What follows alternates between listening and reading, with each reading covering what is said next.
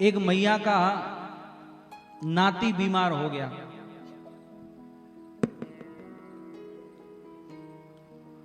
और उस मैया ने अपने नाती को सब जगह दिखा लिया। डॉक्टरों के पास लेकर के गई, वैद्यों के पास लेकर के गई, लेकिन वो ठीक नहीं हुआ।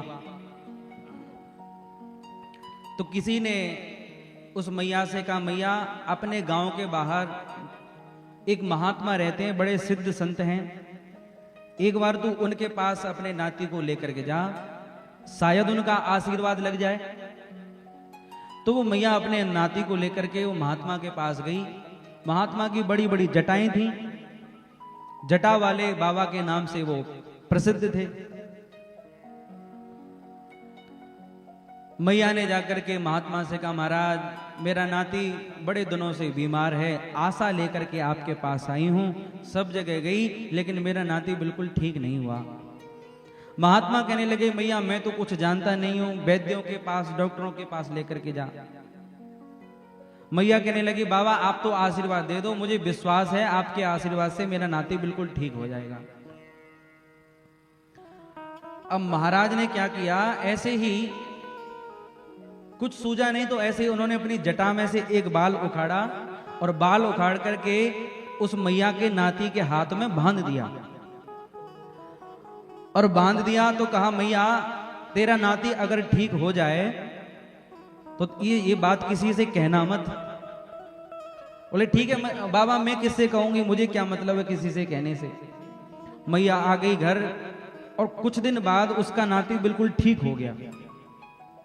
और जब बिल्कुल ठीक हुआ तो लोगों को आश्चर्य हुआ। लोग मैया के पास गए, मैया से जाकर के पूछा, मैया तेरा नाती कैसे ठीक हुआ। तो मैया ने सोचा कि बाबा ने मना किया है बताने से, अरे वो ऐसे ही हो गया ठीक। तब तक दूसरी आ गई, उसने कहा, अरे बहन तेरा नाती कैसे ठीक हुआ। तो अब वो मैया के पास जो आ रहा है वो यही पूछ रहा है, नाती कैसे ठीक हुआ, नाती कैसे ठीक हुआ। तो उसने कहा कि अरे वो महाराज जी है ना, उनके आशीर्वाद से ठीक हो गया। अब फिर मैया पूछने लगी, अरे आशीर्वाद से कैसे, कुछ तो किया होगा उन्होंने। तो मैया पे नहीं रुका गया, मैया ने कहा, अरे उन्होंने अपनी जटा में से बाल उखाड़ा और बाल उखाड़ करके मेरे नाती के हाथ में बांध दिया और नाती ठीक हो गया बस। और ये बात किसी को बताना मत। अब सज्जनों, हमारी माताओं को कोई बात बताओ, आपको तो अच्छी तरह से अनुभव होगा, पुरुषों को अच्छी तरह से अनुभव होता है। अपनी पत्नी को कोई बात बताओ और ऊपर से ये और कह दो कि किसी को बताना मत। वैसे तो शायद ना बताती, लेकिन ये कह दिया ना कि बताना मत, फिर तो जरूर बताएगी। अब उस मैया ने अपनी जो पड़ोसन थी उसको बता दिया कि वो बाल से ठीक हो गया। अब तो उस मैया ने अपने घर जाकर के पति को बता दिया। बोले सुनो, बोले बाबा के बाल से उसका नाती ठीक हो गया। अब तो उस गांव में किसी को छींक भी आती है, चलो बाबा के पास। अब किसी को बुखार होता है, चलो बाबा के पास, एक बाल से काम हो जाएगा। अब डॉक्टरों के पास जाना बंद कर दिया। हमारे डॉक्टर भरत जी की दुकान बंद हो गई, डॉक्टरों के पास जा ही नहीं रहे कोई। लपावली को पता चला, लपावली के सभी बाबा के पास इकट्ठे होने लगे। फिर बगल में जो गांव है बरेड़ी, बरेड़ी वालों को पता चला, बरेड़ी वाले भी बाबा के पास आने लगे।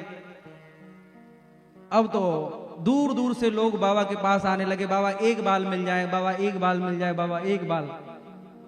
लंबी लंबी लाइन लगने लगी। अब लोग कब तक इंतजार करेंगे। लोगों ने सोचा कि महाराज का बाल ही तो काम का है, कैसे भी मिले। अब लोगों ने अब बालों को खोसना प्रारंभ कर दिया। अब किसी के हाथ में 4 बाल लग रहे हैं, किसी के में 10, किसी के में 15, और जिनके में भी जितने बाल लग रहे हैं सब खोस खोस करके बाबा के सिर को पूरा साफ कर दिया। सिर को साफ किया तब आया दाढ़ी का नंबर। अब दाढ़ी को भी साफ कर दिया। बाबा मना कर रहे हैं, भाई रुक जाओ रुक जाओ रुक जाओ। लेकिन संसार का स्वरूप बता रहा हूं मैं आपको, संसार का स्वरूप कैसा है। अब तो दाढ़ी भी साफ कर दी। अब तो जो हाथ लग रहा है, कभी खाल हाथ लग रही है तो खाल ही नोच ले गए बाबा की। और उसका परिणाम ये हुआ कि 10 दिन में बाबा की गोविंदाए नमो नमः। तो ये संसार का स्वरूप है भैया। ये संसार इतना स्वार्थी है। आपके समाज में एक कहावत चलती है, अपनों काम बनता और भाड़ में जाए। अब आप बोलो, हम काहे को बोलें।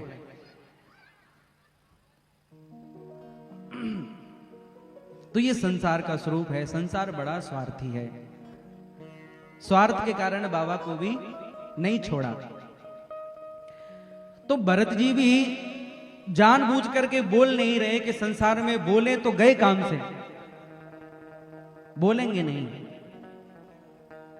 तो पिता ने इनका नाम रख दिया जड़ भरत। क्या रख दिया? जड़ भरत। माता पिता का कुछ समय बाद देहांत हो गया। अब जो भैया और भाभी हैं